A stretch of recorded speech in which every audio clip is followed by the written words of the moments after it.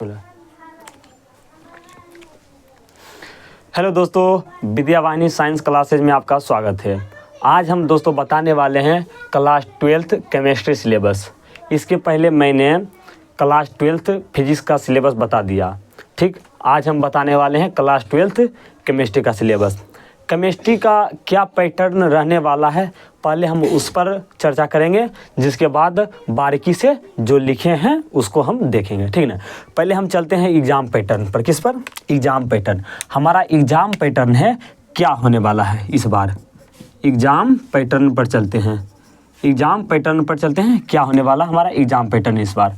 चलिए, तो दोस्तों एग्ज़ाम पैटर्न इस बार होने वाला है फिर से डबल, मतलब डबल क्वेश्चन ही आएगा। ठीक ना, अगर केमिस्ट्री में आपका 70 मार्क्स का हो रहा है एग्जाम, तो 140 मार्क्स का वहाँ पर आएगा क्वेश्चन। ठीक ना, तो इसको एग्जाम पैटर्न में देखिए दोस्तों, पहला नंबर तो केमिस्ट्री है जो दोस्तों, क्या केमिस्ट्री, ये पूरा 100 मार्क्स होता है। कितना? 100 मार्क्स। 100 मार्क्स में दोस्तों यहाँ से आपको 30 मार्क्स जो है, 30 मार्क्स प्रैक्टिकल मिल जाता है। कहाँ से? प्रैक्टिकल से मिल जाता है 30 मार्क्स। ठीक ना, 30 मार्क्स प्रैक्टिकल से, और 70 मार्क्स आपको कहाँ से मिलता है? एग्ज़ाम में 70 मार्क्स का एग्ज़ाम होता है। 70 मार्क्स का क्या होता है? एग्ज़ाम होता है। 70 मार्क्स में दोस्तों क्या होता है? 35 मार्क्स का होता है ऑब्जेक्टिव और 35 मार्क्स का सब्जेक्टिव। 35 मार्क्स ऑब्जेक्टिव होता है। क्या? ऑब्जेक्टिव। और 35 मार्क्स जो होता है, 35 मार्क्स सब्जेक्टिव होता है। ठीक ना, 35 मार्क्स क्या होता है? सब्जेक्टिव होता है। अब चलते हैं, ये 35 मार्क्स ऑब्जेक्टिव है, तो यहाँ से 35 को ऑब्जेक्टिव का जवाब देना होता है, इसलिए 35 मार्क्स यहाँ से मिलता है।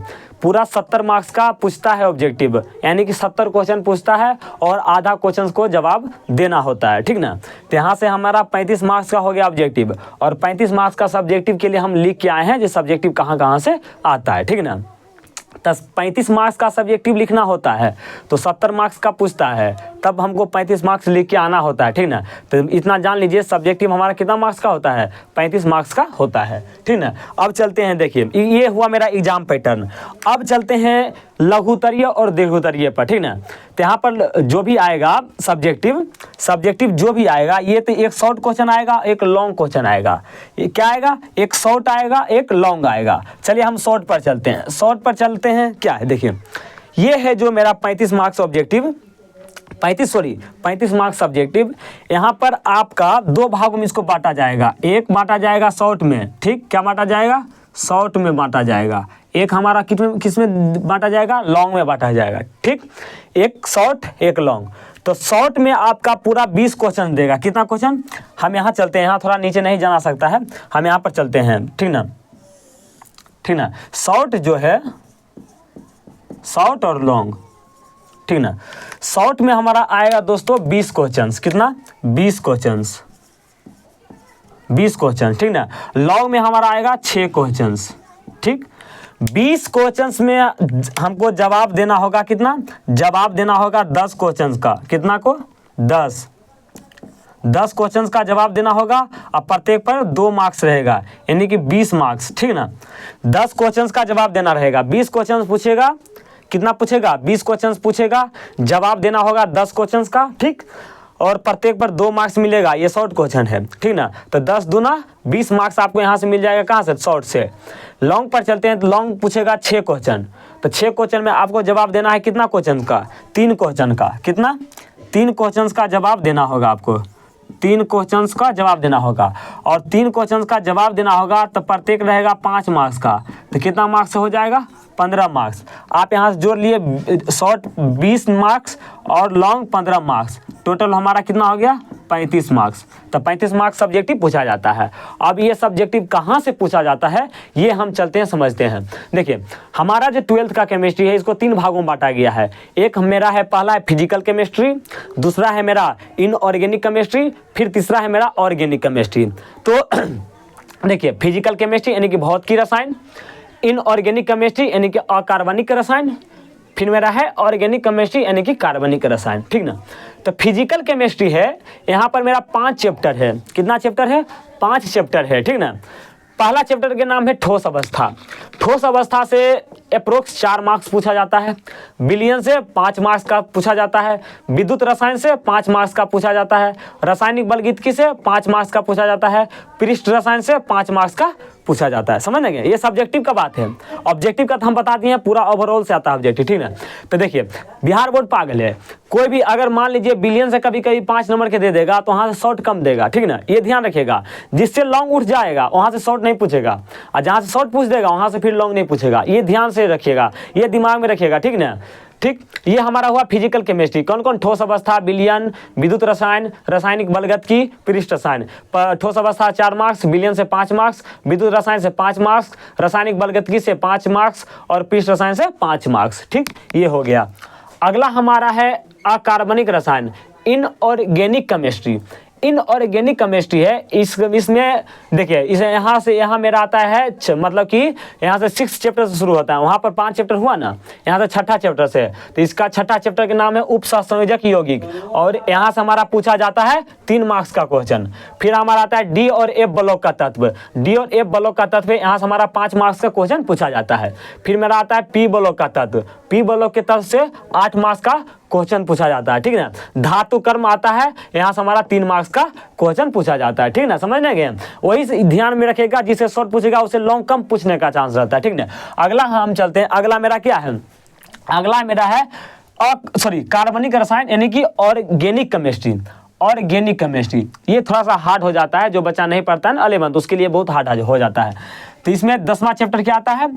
हेलो एल्केन तथा हेलो एरिन। क्या? हेलो एल्केन तथा हेलो एरिन। यहाँ से हमारा 4 मार्क्स का क्वेश्चन आता है। कितना मार्क्स का? 4 मार्क्स का क्वेश्चन आता है। अगला है मेरा एल्कोहल, फिनॉल और ईथर। एल्कोहल, फिनॉल और ईथर, यहाँ से मेरा 4 मार्क्स का क्वेश्चन आता है। कितना मार्क्स का? 4 मार्क्स का क्वेश्चन आता है। अगला मेरा है 12वां चैप्टर, एल्डिहाइड, कीटोन तथा कार्बोक्सिलिक अम्ल। क्या है? एल्डिहाइड, कीटोन तथा कार्बोक्सिलिक अम्ल। यहाँ से मेरा कितना मार्क्स का क्वेश्चन आता है? 6 मार्क्स का क्वेश्चन आता है। अगला मेरा है 13वां चैप्टर, एमीन। क्या है?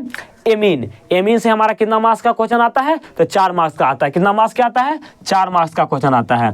मेरा अगला आता है जैव अणु। जैव अणु होता है, यहाँ से लगभग 5 से 6 मार्क्स का क्वेश्चन पूछ देता है, ठीक ना। अगला आता है हमारा बहुलक। बहुलक से 3 मार्क्स का क्वेश्चन आता है। कितना मार्क्स का? 3 मार्क्स का। अगला है 16वां चैप्टर, दैनिक जीवन में रसायन। दैनिक जीवन में रसायन है जो दोस्तों, इससे हमारा 3 मार्क्स का क्वेश्चन पूछा जाता है, ठीक। तो ये हुआ हमारा केमिस्ट्री का सिलेबस। हम आपको बता देते हैं केमिस्ट्री की तैयारी कैसे करिएगा। पहले आप शुरू से अंत तक पढ़िए, ठीक ना, शुरू से अंत तक पढ़ लीजिए, ठीक। और पढ़ने के बाद आप कोई 2% का बरियार कीजिए, या तो आप फिजिकल केमिस्ट्री और इनऑर्गेनिक बरियार कर लीजिए, या तो कोई भी 2 फिजिकल या ऑर्गेनिक बरियार कीजिए। पूरा हमको पता है ऑर्गेनिक तो बरियार होगा नहीं, बहुत 100 गो में एक ही कोई बच्चा होता है ऑर्गेनिक, बाकी ऑर्गेनिक बहुत बच्चा छोड़ ही देता है, ठीक ना। तो आप मेरा सजेशन यही रहेगा, आप फिजिकल केमिस्ट्री और ऑर्गेनिक केमिस्ट्री, सॉरी ऑर्गेनिक नहीं इनऑर्गेनिक, फिजिकल केमिस्ट्री और इनऑर्गेनिक शुरू के जो दोनों है, मतलब 5 और इधर कितना है 4, यानी कि 9 चैप्टर, ये आप बरियार कर लीजिए। पूरा 70 में 70 मार्क्स आप ले सकते हैं एकदम बढ़िया से।